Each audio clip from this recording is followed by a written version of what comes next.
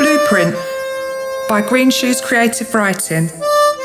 Starring Kev, Mark, Sky, Kathy and Vicky.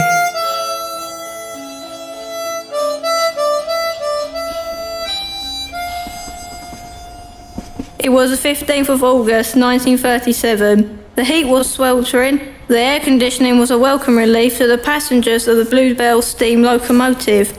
Lined olive green seats filled the carriages. America had just dealt with the Great Depression and was filled with thousands of fearless women. For the first time in history, unemployed councils had brought working class men and women together. It was a time of change. It was the job of Yuri Koshnikov to get a blueprint from Boston to San Francisco, but fate would stop him in his tracks. Henry Merville, a slightly overweight, brown, messy-haired, blue-collared conductor who is routinely going about his everyday job. He slides back the door of Yuri's compartment. Ticket, please, sir.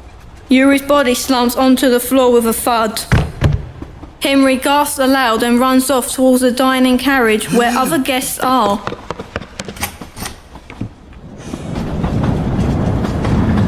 Upon entering the carriage, Henry spots Dr. Parrish.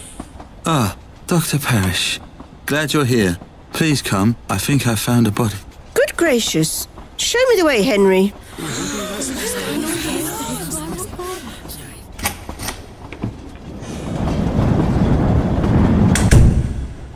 They walk back to Yuri's compartment and Annabelle starts to inspect the body.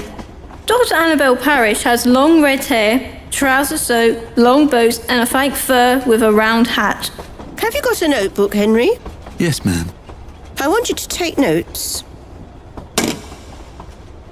OK, it looks like he's been stabbed by a sharp object in his right thigh and bled out dry. I'd estimate he's been here for approximately 15 minutes, perhaps longer. We better go back and tell the others.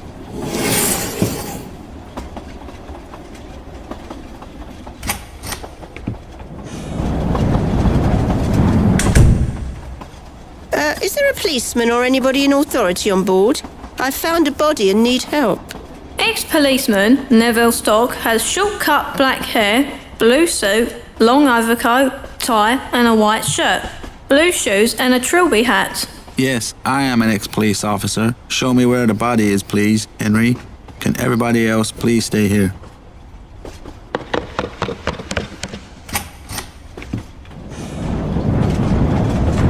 Neville and Henry go back to Yuri's compartment. Neville proceeds to go through Yuri's belongings.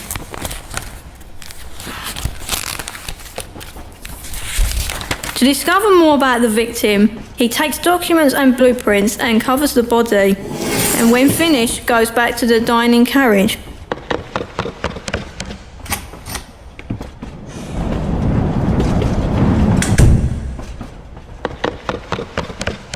Cast assembled in dining car, Neville clears his throat and starts to speak to the assembled passengers. As the only ex-policeman amongst us, I think you'll all agree I should carry on from here. Who found the body?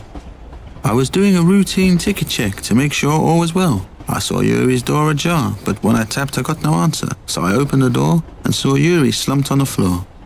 It was quite a shock, I can tell you. I thought at first he might have fallen or had a fit.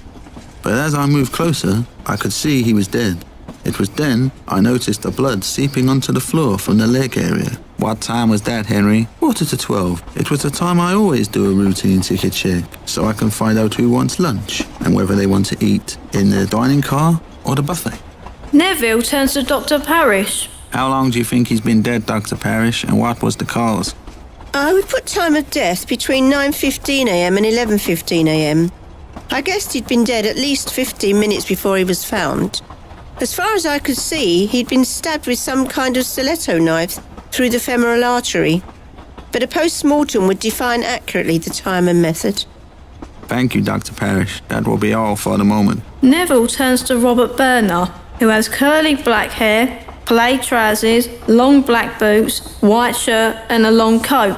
He drinks rum and coke. Now, Robert, where were you between the hours of 9:15 and 11:15? I was in my carriage, studying some scientific papers I need for my next lecture. I was just washing my hands to get ready for an early lunch when I heard a commotion in the corridor. I stepped out and saw Dr. Parrish and Henry looking very upset and talking quite loudly. It was then they told me what they had found. Margot, where were you at that time? Margot has shoulder-length blonde hair, wears a long brown skirt, jacket, scarf, brown shoes, beret, long gloves, and drinks a dry martini.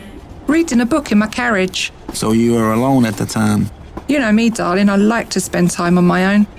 Another person sits discreetly away from the others and is referred to as the loner. The loner wears green trousers with a matching jacket, waistcoat and shirt, short boots, and a hat. Neville turns to the loner, known as Faulkner. That just leaves you unaccounted for. Where were you at the time? I really don't think I have to tell you what I was doing. It's none of your business. You're just an ex-cop who has no real authority to question my movements. Well, of course, you don't have to answer, but we'll all draw our own conclusions. Neville can see trouble is brewing, so he makes a crucial decision. Maybe you'd like to chat in my cabin where it's a bit quieter. Okay, I can see you're not gonna let this go. This way, please.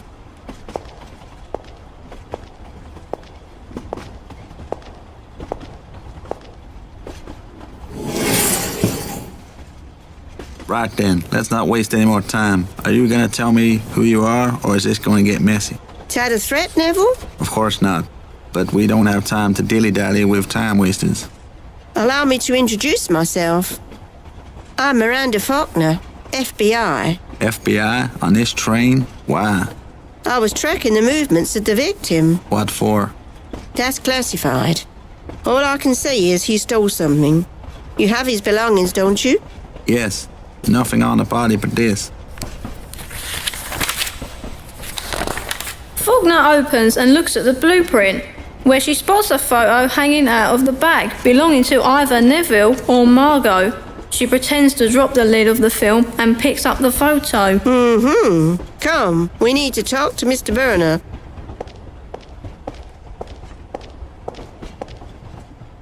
Hi, ladies and gentlemen. My name is Faulkner, FBI. I need to speak to Mr. Burner. What for? I've done nothing wrong. It's okay, Mr. Burner. You're not in any trouble. Thanks for your help, Neville, but I'm in charge now. What do you make of this, Mr. Burner? Please, call me Bob. Bob makes his way to Faulkner and looks at the blueprint. I've never seen anything this complex. It appears to be a prototype for a thermonuclear weapon. Okay, Bob, would it work? In theory, it would, I think. I also found this in your room, Neville, sticking out of a bag. You went through my things, how dare you? Calm down, Margot, dear. It's just a photo. It's a photo of the victim who I was tracking to see who he was meeting. I have never seen that picture before. Nor have I. You killed him! No way, I didn't. Well, I can't believe it. A lot of noise erupts into panic. It's at this point Henry remembers something. I may be able to help. Yes, Henry, how can you help? I have just remembered. Mr. Koshnikov has a bag in checking. Could you get that for me, please? I'll be right back. Hopefully it will shed some light on who he was meeting. Henry leaves the carriage. Are you okay, Margot, dear? She'll be okay as long as she doesn't panic. I've just noticed these blueprints are from the US government. I know that, Bob, but thanks for your assistance. Henry re-enters the carriage carrying Yuri's bag. Here is the bag. Oh, thank you, Henry. Okay, everyone, please step back. Neville, could you assist me, please? No problem. Although we don't need to look through the bag now. Why don't we just put it to one side and search it later? Don't be silly. It may hold something pertinent to Yuri's death. What's this? A box of matches from the Crystal Rooms Club? Margot, isn't that a picture of you on the box? Is that where you work? Yes, I don't know why it's in there. And is this your writing on the inside? Saying I can meet you tonight at 8 p.m.? I knew it. Finally proof. I knew you were cheating on me with him. So you knew Yuri before? You've been lying. Yes, I knew him, but honestly, I don't understand what's going on here. Look what else is in the bag. A gun. Why would he have that on him, I wonder? It was for me, or rather you, Neville. You are such an idiot. It's a 1937 Tokarev pistol that Yuri was sourcing for me to give you for your birthday. Another for your gun collection. You killed an innocent man. No, that can't be right. All that sneaking around for a gun? For me? For me? For me? For me?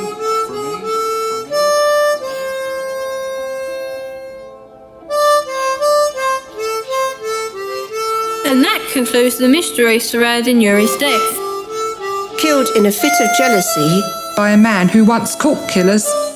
Now turned killer.